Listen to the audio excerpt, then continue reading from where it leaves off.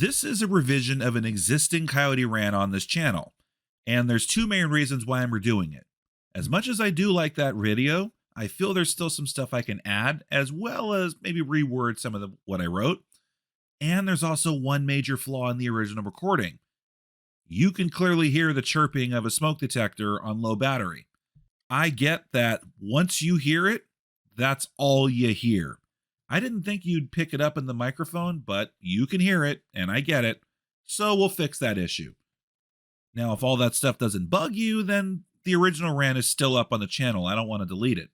But if you're interested, here's why the Left Behind movies are terrible, Redux.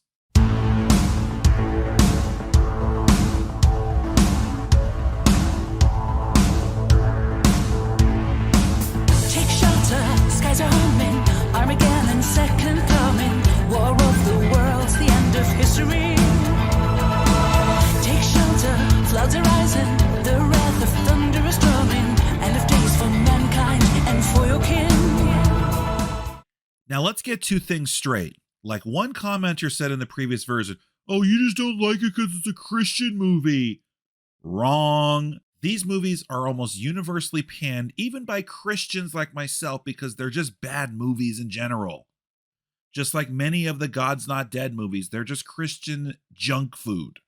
The complete opposite of releases like Prince of Egypt, The Passion of the Christ, The Chosen. And the second thing to preface, I still love the Left Behind franchise as a guilty pleasure. For those who don't know the context, Left Behind is a series of novels that follow key characters, which we'll get to, set against the narrative background inspired by the book of Revelation in the Bible, going over a 7-year conflict between an underground group of Christian converts and the Antichrist, who leads an oppressive New World Order faction. But it is based on one belief and one stance in Christian eschatology, a stance that believes a rapture of the Christian church where every believer, living and dead, will be taken into heaven to be with Jesus before the 7-year end times tribulation period begins. And those who are not raptured are left behind.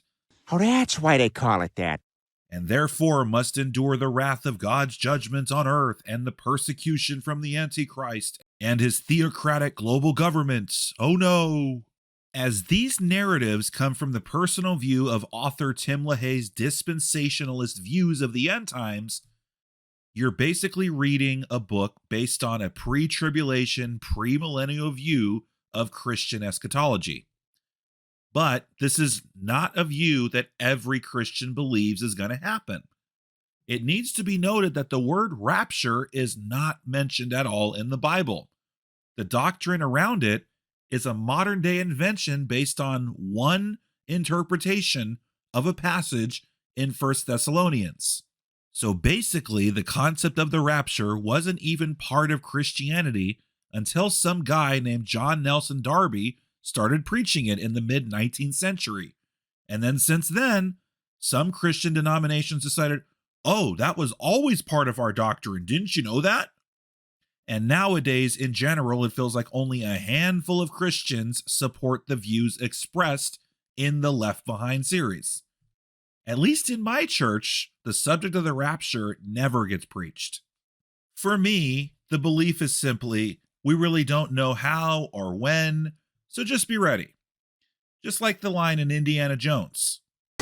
My soul is prepared. How's yours? This is your last chance. No, Dr. Jones. It's yours.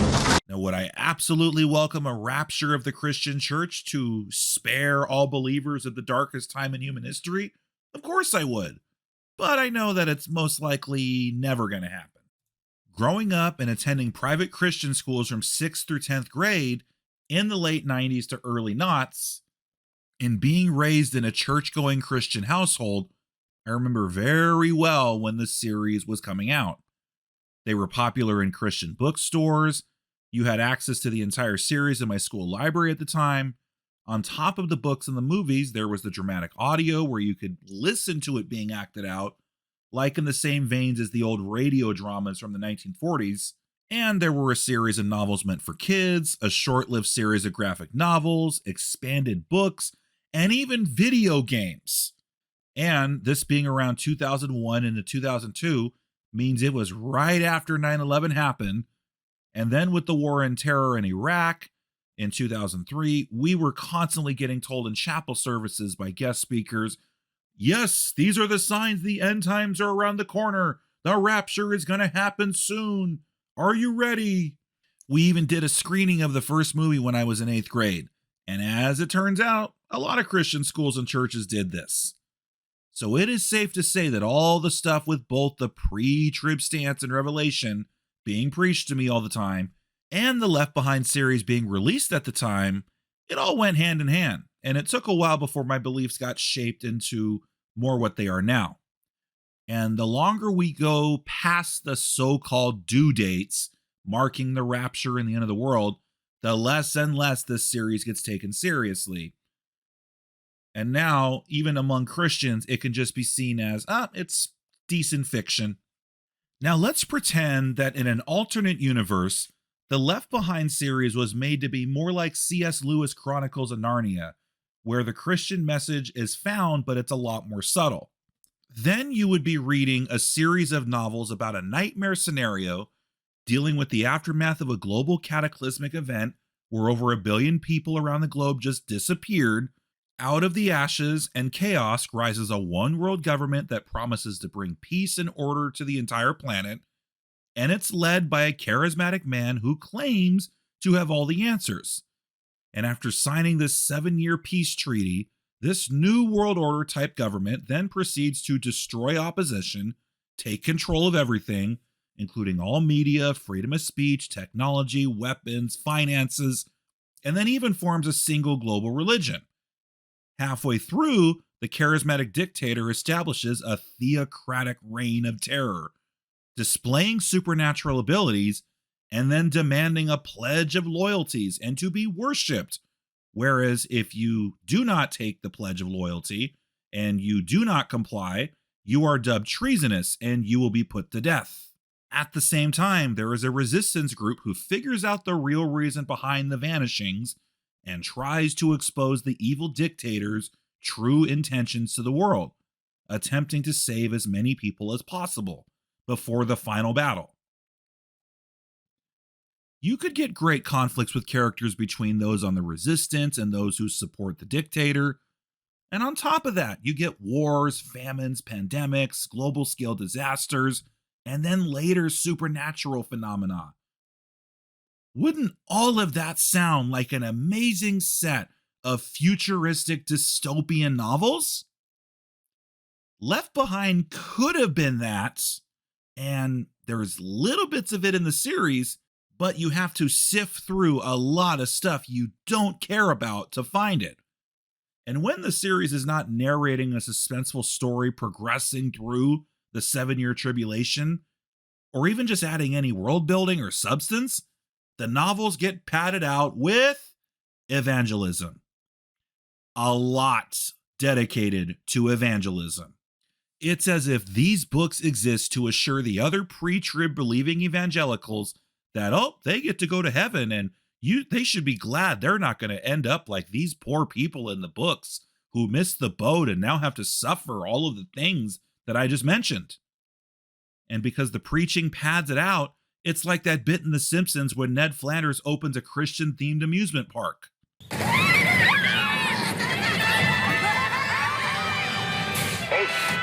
dares to disturb King David?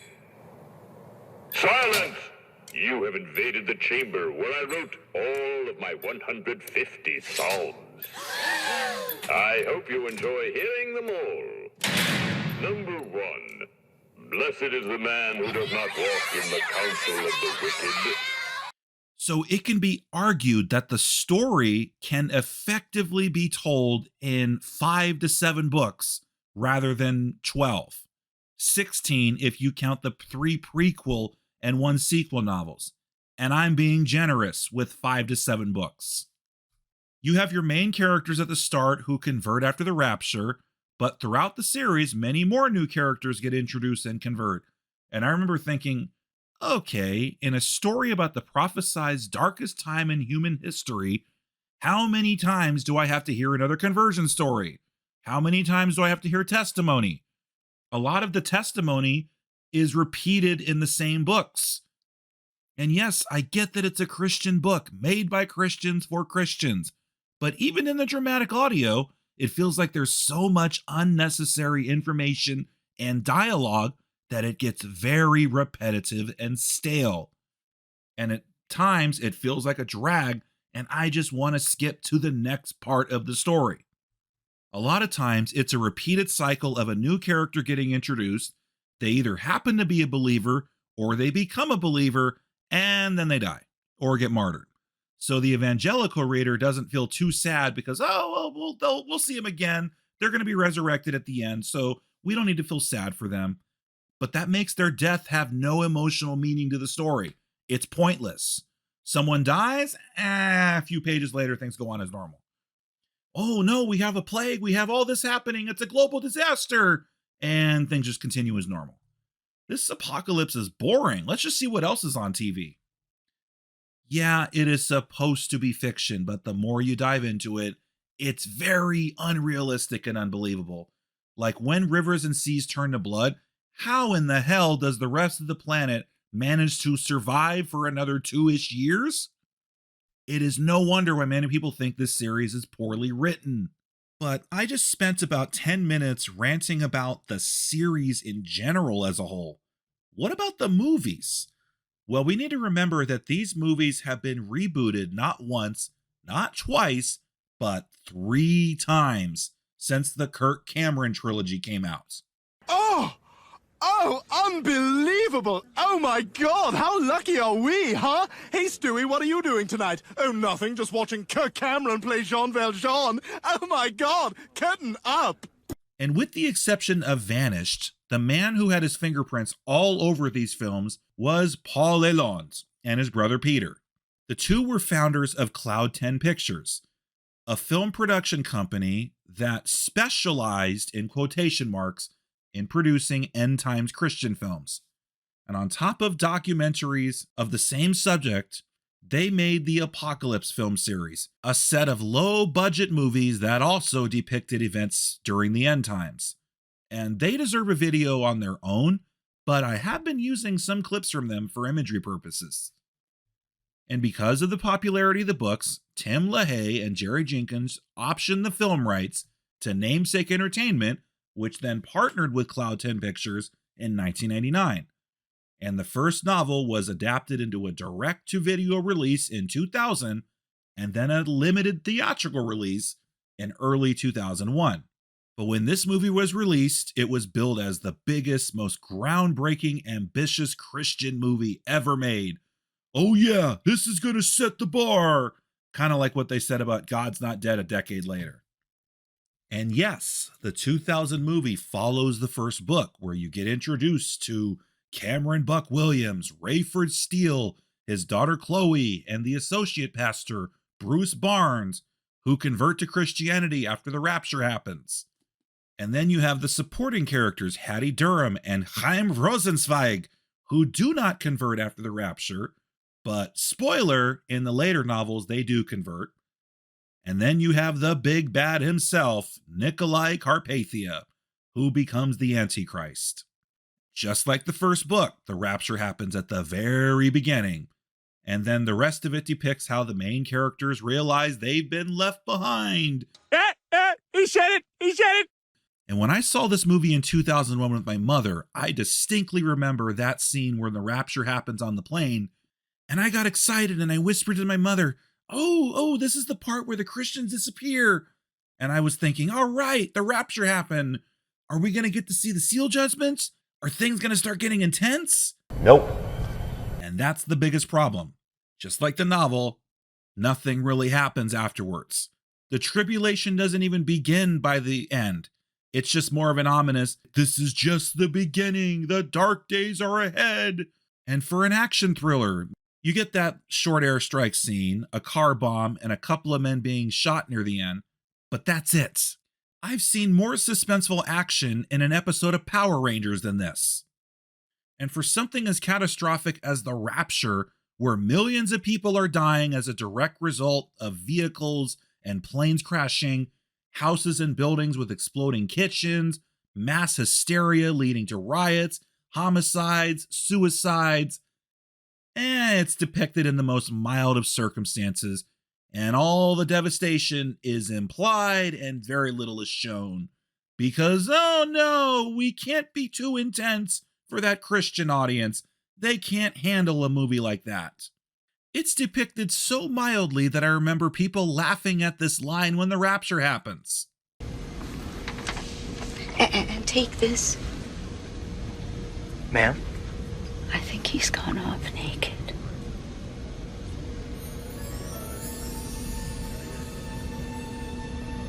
And nowadays, 2 decades later, yeah, you could make fun of the movies for being your typical Christian movie starring Kirk Cameron. And you can make fun of the horrible effects at the beginning, which look like late 90s GIFs being pasted into Windows Movie Maker. Or you can make fun of how cheap the movie looks despite the supposed $17 million budget. I mean, the Leland Apocalypse films were being made at the same time, had a much cheaper budget, and they still look about the same quality. And of course, when it isn't about the mystery subplot, you have your large portions dedicated to how the characters convert to Christianity. So it sacrifices any compelling storytelling and becomes just another typical Sunday sermon altar call, which is a common trope of movies made by evangelical Christians for evangelical Christians. And the thing is, people who watch this movie, even if they're not a Christian, already have an idea what this movie's supposed to be. Christians, good. Antichrist, non-believers, bad. It's not that hard to figure out. And is there really anything in this movie that would compel a non-Christian to convert? Not really. And I can imagine most people who watch this were thinking my exact thoughts as a 13-year-old in 2001. Okay, we've had the rapture. Get to the next thing. Get to the more interesting stuff. Yes, get on with it! Get on with it! So perhaps in this case, staying true to the 400-page novel where nothing happens is not the best idea when making it into a 90-ish minute long movie. But because it was successful enough on the home media market, there was clearly a demand for more.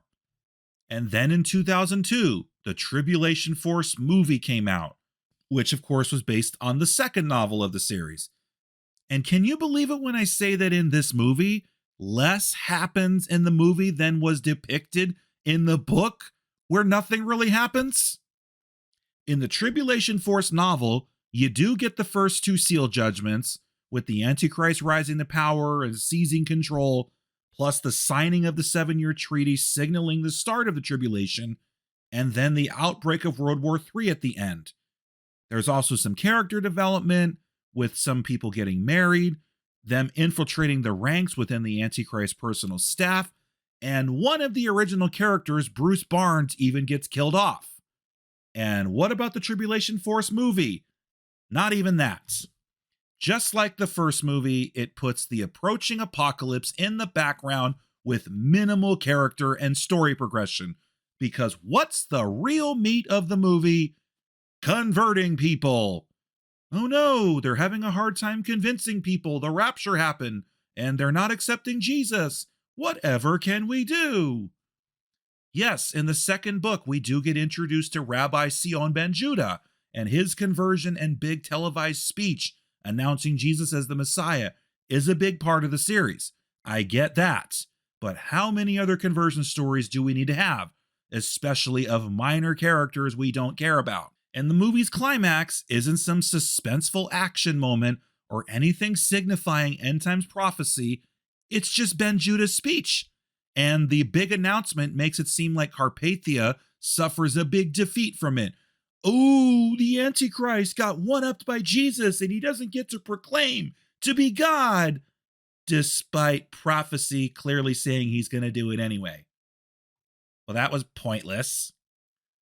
Just like the novel it's based on, it's even slower paced and very dialogue heavy. Translation, boring. And if you thought the first movie was boring with less of a body count, this movie makes the first one seem like an exploitive gore fest in comparison. For the prophesized darkest time in human history, again, where everything is supposed to be in utter chaos in the aftermath right after the rapture, well, the apocalypse that's supposed to happen feels uneventful. The scenery doesn't look any different than a typical homeless encampment in LA or a street corner in Chicago. Oh, but there's a scene where somebody gets shot and killed at the beginning. Yeah, that happens every day in Chicago. And apparently, dialing back the apocalypse and upping the preaching game was done on purpose, as Kirk Cameron teamed up with Ray Comfort to do uncredited rewrites of the script to make the movie even more evangelical and uplifting. Really? A Christian movie produced by Christian filmmakers, starring Christian actors, adapting a Christian book series, distributed via home media from Christian bookstores, screened in Christian households and churches, and mainly appealing to Christian audiences, needs to be more evangelical and uplifting. Jesus, man.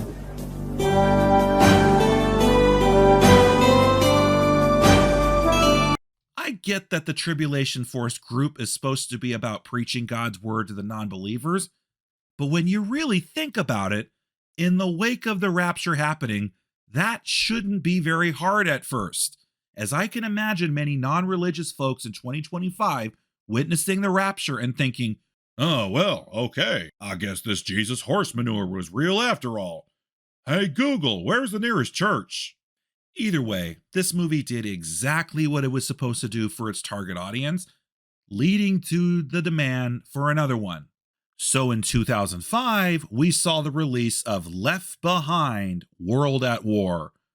Oh, this is where things finally get intense. I mean, that subtitle, man, there's no number, it's just World at War, because we finally get some action.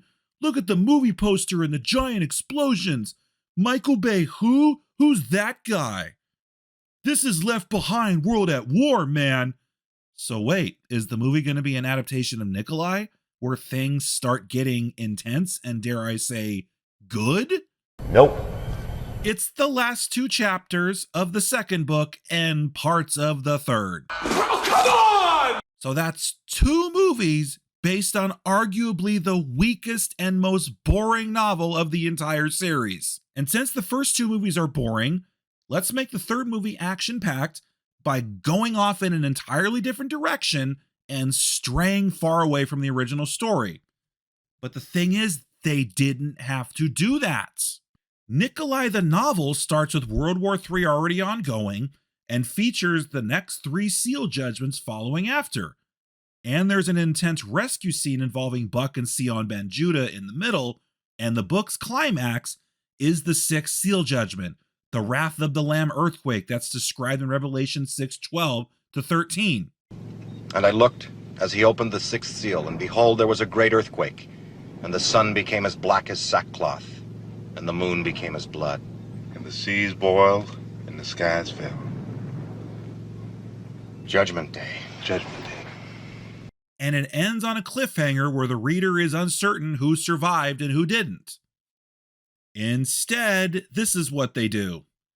Rather than centering the movie around Buck and Rayford like the main series, let's make the movie star Louis Gossett Jr. as President Fitzhugh, a character who was minor fodder in the second book, give him a bigger role in the movie than Buck and Rayford, and then make a conversion story centered around him as he tries to take down the Antichrist in a final showdown.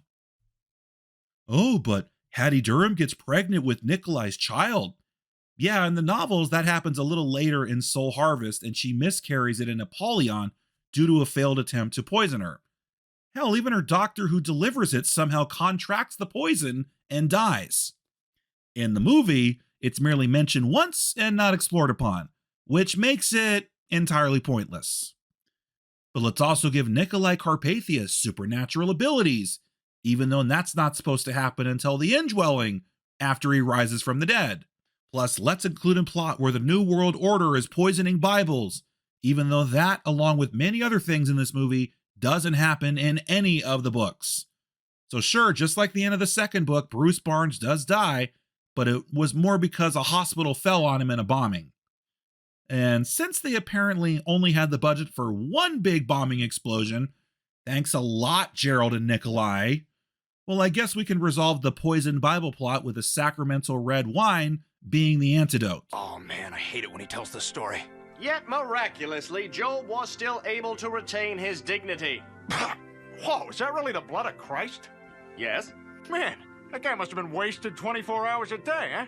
It does not feel like the third part in a trilogy of movies. It can't decide whether it wants to be a political thriller or an evangelical Sunday sermon. Half the time, because there's a bigger focus on Louis Gossett Jr., you forget that Kirk Cameron and the other cast is even in it. What were they thinking? Maybe the third movie isn't as boring as the other two, but it doesn't save it from being god-awful. It's no wonder the Kirk Cameron original trilogy stopped after the third movie. The world just wasn't ready for a Left Behind 4. We swear to God things get interesting this time. Plus, as it turns out, the authors didn't like these movies very much, even going as far as getting in a legal dispute over the rights with Cloud 10 Pictures after the first one came out. Tim LaHaye wanted it to be a big theatrical, high-quality Hollywood release, and co-author Jerry Jenkins would later lament, saying they, quote, naively sold the movie rights to Left Behind far too early and ended up with what Jenkins called glorified church basement movies. Did they not see the other movies made by Cloud 10 Pictures at the time? After the legal dispute ended in 2008, Cloud 10 reacquired the rights, which paved the way for a reboot, which the authors were hoping would finally give it justice. Jerry Jenkins was reportedly on set for the film and supplied script inputs, and Tim LaHaye is even seen in the background. So this was their chance to make Left Behind into a big theatrical film like the authors felt it was meant to be. After all, it was going to be directed by legendary stuntman Vic Armstrong and include some known actors that have been in notable films. Chad Michael Murray as Buck Williams, Leah Thompson playing Irene Steele, Jordan Sparks of American Idol fame is in it, and playing Rayford Steele, the king of overacting himself, Academy Award winner Nicolas Cage. Hallelujah! Hallelujah! With all of this set in place and a bigger Hollywood backing, what could possibly go wrong? Well, guess whose name is still attached to it and helped write and produce it? That's right, good old Paul Lalonde. Oh, for crying out loud. And as it turns out, it became one of the worst received films of 2014, possibly of all time, given it has a 0% score on Rotten Tomatoes. And no, it's not just because of the religious themes, it's just because it's a bad movie in general. Not funny bad, not so bad it's good, just bad. It feels very forced and uninspired, and everyone in it looks like they're just moseying along without any suspense at all, despite an ongoing global cataclysmic disaster.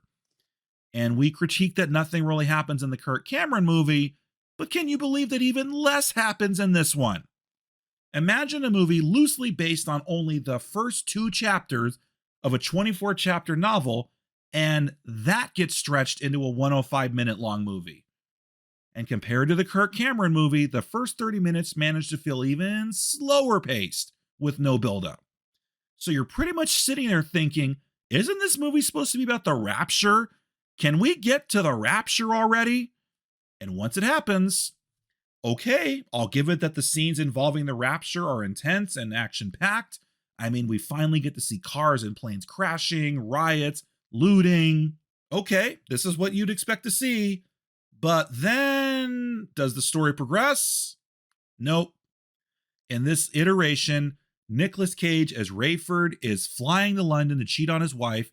Buck boards the same plane when the rapture happens and the plane might crash. His daughter Chloe is in town, sees her brother get raptured, and she's wandering around aimlessly trying to find answers while reacting to scary things. That's it. That's the movie. That's okay for a setup in the first 15 to 20 minutes, but not for an entire 100-minute long movie. For the last hour of the movie, we're pretty much thinking, okay, we get it. Oh no, people are sad. We get it. The rapture happened. Do something. Do something! Do something! Do something! It literally takes our main characters over an hour into the movie to figure out, oh, it was the rapture that happened. Oh no, we should have listened. We didn't listen! We didn't listen! We didn't listen! And the other problem is it treats the audience like we don't know what the rapture is. Oh, it's a mystery. Why did all these people disappear? We must investigate. But the problem is we know what the title of the movie is. We know exactly what it's about. The premise has been imprinted more into secular culture than in the Christian church at this point, as it's been parodied in shows like American Dad, The Simpsons, and movies like This Is the End. It's the rapture, Shauna. The rapture. The virtuous have gone to heaven, and the rest of us have been left below. There is absolutely nothing to build suspense over. And you can pretty much now edit this movie into making it more about Thanos' snap from Avengers Infinity War. And just because I love you, I'll do it. He said that you were the greatest baseball player in the whole world. And you know what? What? He's right. I love you. I missed you, buddy.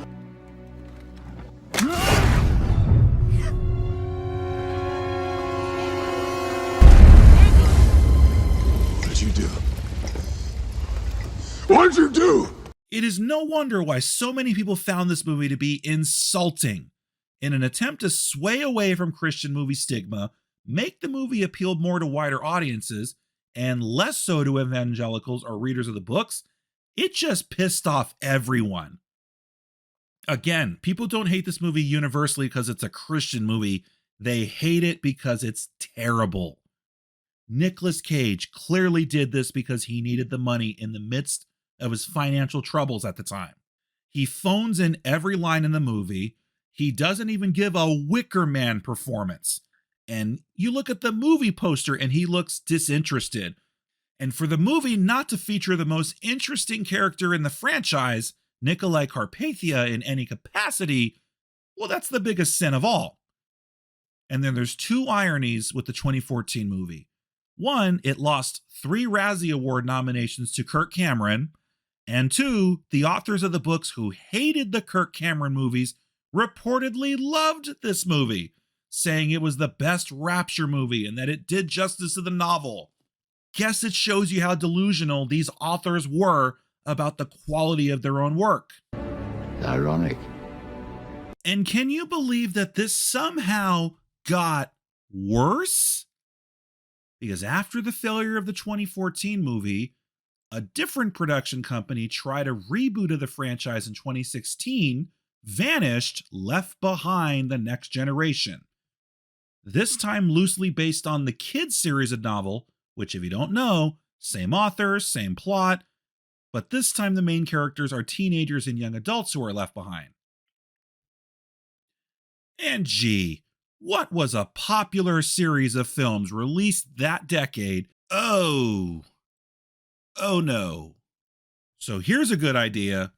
Let's make a movie depicting a young adult love triangle, but instead of it being a romantic fantasy with vampires and werewolves, let's just have them be teenagers left behind in the rapture. That is literally what Randy LaHaye, Tim LaHaye's grandson, admitted to the reasoning behind making the movie. He was quoted as saying, "While I was watching Twilight, God gave me the idea to use those kids' books and take some points out of them, so I could create a brand new, fresh, young adult version of Left Behind, so it could really speak to today's kids." Randy even revealed in a podcast that he envisioned a total of 7 films. So for a lot of ambition, how does this series get off the ground? Once the rapture happens and we get introduced to our main characters, the movie goes into an entirely different direction where they join, then must escape from a cult-like survivalist compound where the main bad guy is played by Guy from That Thing You Do. I led you here, sir, for I am Spartacus. Because 90% of the plot has very little to do with Left Behind, as if the rapture story has been raptured itself, you completely forget that it's supposed to be such a movie about the prophesized end times until the very end when Nikolai Carpathia, this time played by Randy LaHaye himself, makes an appearance to remind the viewer. One could take out all the elements referencing Left Behind. You can market it as something like a coming-of-age teenage runaway story, and viewers wouldn't be able to tell the difference. Reportedly, they were banking on the Twilight influence so much that the film's social media campaign encouraged fans to vote Team Josh or Team Flynn concerning who should be Gabby's ultimate love interest. Seriously, what was Randy LaHaye thinking?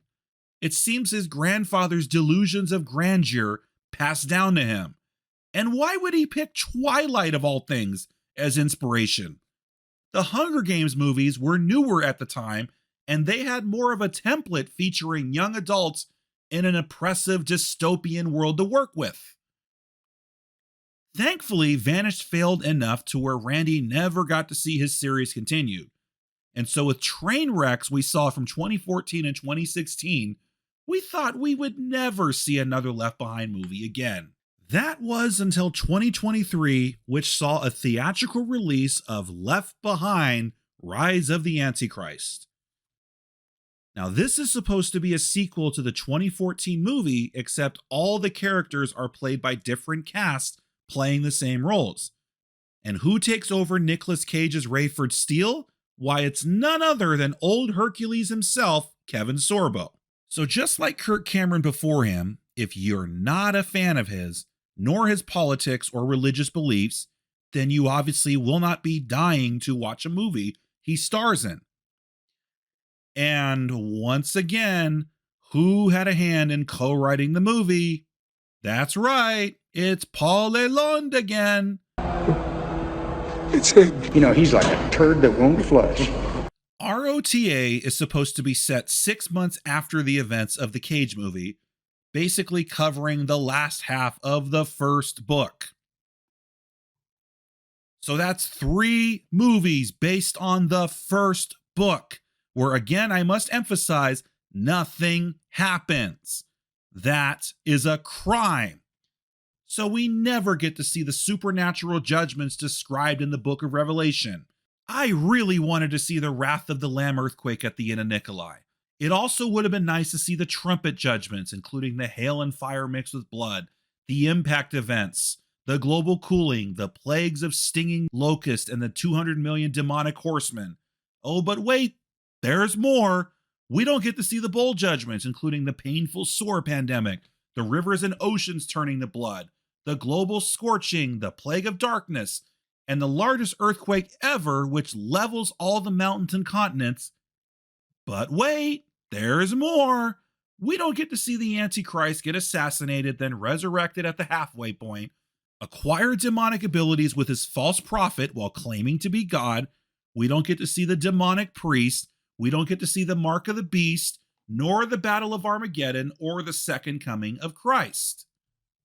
There is so much that happens in the later novels that we don't get to see because they keep adapting the first book. After 20 years, did it ever occur to anyone that maybe, just maybe, it's not the best idea? Do something different. At least to the Lalonde brothers' credit, their Apocalypse film series did portray the Antichrist, the New World Order, and the Mark of the Beast. And because each film is loosely connected with separate narratives, they don't tell the same story over and over. That doesn't make them that much better, but it's at least something different every time. The same cannot be said for Left Behind, because again, 3 movies over 20 years adapted from the same book. What should they have done instead? The complete opposite. Taking elements from several books and adapting them into a single movie is not unheard of. Take the Master and Commander movie. It drew from 3 books in the series it's based on, and it's one of the best movies, period. So along that same vein, they should have adapted the first 2 books into a single movie. You start with the Rapture, the main characters realize what's happening and then convert, the Antichrist takes over, signs the treaty, and the movie ends with the outbreak of World War III. It's straightforward, to the point, keeps everyone's attention, with plenty of action thrills. This is supposed to be a movie about the end times, the prophesized darkest time in human history. It needs to be intense, mature, and interesting, not some dialogue-heavy evangelical uplifting drama that can be confused for a Hallmark movie debuting on ABC Family. So if you called the first movie Left Behind, you can do the second movie combining Nikolai and Soul Harvest and make it The Rise of the Antichrist or The Tribulation. The third movie could combine Apollyon, Assassins, and the Indwelling. You can call it The Great Tribulation or The Devil's Wrath. You can make the fourth movie combine The Mark, Desecration, and The Remnant, and be titled Hell on Earth, The Mark of the Beast, or The Reign of the Devil. And then finally, the fifth and final movie would combine Armageddon with Glorious Appearing, and be titled The Second Coming. Unfortunately, I can wish in one hand and spit in the other, and we all know which one will fill up faster. So anyway, Rise of the Antichrist does keep some plot elements from the original book, but I could not help but laugh at the obvious right-wing wink-wink, nudge-nudge political jabs that were spoken by the characters. You hear them say things like fake news, the science, conspiracy, rabbit hole, misinformation, triggered, canceled. It's almost as if the movie is meant to be a parody of the COVID pandemic disguised as a Left Behind Rapture film. And as soon as I caught the COVID analogies, it became obvious what the movie was really doing.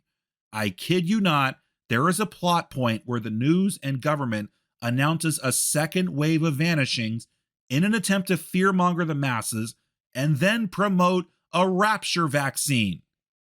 I am not making this up. Buck Williams even acts like a cross between Tucker Carlson and Alex Jones, who gets canceled when he discovers the truth of the Antichrist. There's also a bit where the bad guys infiltrate Bible apps on smartphones and censor things they don't want people to read about. This is an obvious jab at big tech companies during the 2020 election cycle. But again, you see Kevin Sorbo type in the word rapture in the search bar to find no results found. Only problem is that word isn't mentioned in the Bible. So, good job. And let's not mention there's a shot with Rayford Steele outside and a sign reads, "All Souls Matter." I mean, if this wasn't a Kevin Sorbo Christian movie, then this sounds like this would have been a double feature produced by the Daily Wire paired with Lady Ballers at a drive-in theater. And like many, another big complaint is, why did you not make Neil McDonough the most charismatic actor in the film, and why did you not have him portray Nikolai Carpathia? I mean, look at the still featuring the Jonathan Stonegal and Nikolai Carpathia characters. If you just judged by looking at the still on your guess of who would be the Antichrist, who would you have picked? That's right, good old Neil. You know, just like how the movie poster seems to emphasize. This other guy who actually plays Nikolai Carpathia is about as appealing as watching Milk Curdle. And he's supposed to be the charismatic big bad of the end times. Neil not only looks like he could pass off as the Antichrist, but the man has had experience in other films portraying a megalomaniac evil dictator with psycho powers in the past. Plus, he has had run-ins with angels and demons while playing in the American League for Christopher Lloyd's sake. Now, is Rise of the Antichrist bad? It's more so bad it's good in a funny way. But no matter your religious beliefs or political stances, one sees the obvious COVID pandemic references as laughable and immediately realize, oh, I definitely can't take this seriously. The only people who would be fans of this movie, or any of the Left Behind movies for that matter, are those who would share Kevin Sorbo's exact beliefs. All of these movies are easily found on YouTube for free. And you can see a lot of the comments from people who truly believe that these movies are gospel. Yeah, this is totally what's going to happen. We saw what they did to us in 2020. The rapture's about to happen. Oh, I hope you all find your faith in Jesus. Most people watching these movies have already accepted Jesus, and the rest of those are checking it out to see how bad the film is. So it can be said that anyone who leans left of Donald Trump, or any Christian who does not ascribe to the pre-trib eschatological stance, will find this movie idiotic and just dismiss it as right-wing propaganda. And you watch, this movie will become outdated due to the obvious COVID analogies. It will be a relic of the past when the next big sign of the apocalypse will terrorize the masses and make people forget that the COVID pandemic was a thing. And the more times we get told the end times are just around the corner and end up past the predicted due date, the less relevant this series will be, even amongst Christian evangelicals.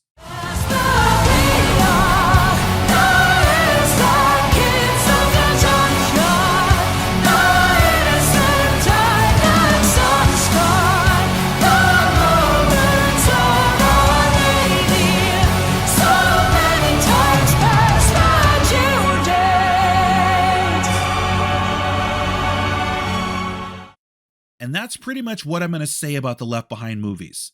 I am not at all attacking anyone who enjoys the movies or the novels, as this series is still a guilty pleasure of mine. If you enjoy the movies, the novels, or anything in the series, then awesome. There are good Christian-themed movies that tell a good story, have substance, and contain varying degrees of preaching, but the movies I just mentioned are obviously not so in that same category. Anything associated with the Left Behind movies, or anything that has Paul Lalonde fingerprints all over it, has been proven to be Christian junk food, where digesting too much of it has very little nutritional value to the brain and can even be detrimental to it. And despite all of that, if anyone does want to digest the Left Behind series, I would still recommend the dramatic audio version, which you can easily find on YouTube. Yeah, it has a lot of lengthy dialogue, but it can be a decent listen if you're someone like me who has long commutes to work.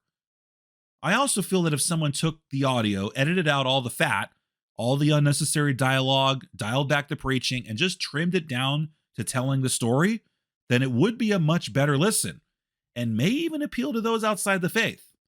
As the story starts getting more dark and mature and serious, one can be listening and actually imagining the intense atmosphere and identify with those characters in a dystopian nightmare ruled by a dictator who eventually becomes the devil himself. So there you go. The audio is fixed, and I even expanded upon what I previously said in the other video, and it's doubled in size. So I do hope you did enjoy this, and I promise you, this will be the last time I talk about Left Behind in these movies. If you want me to talk about Paul Lalonde apocalypse films, then leave a comment telling me to do so.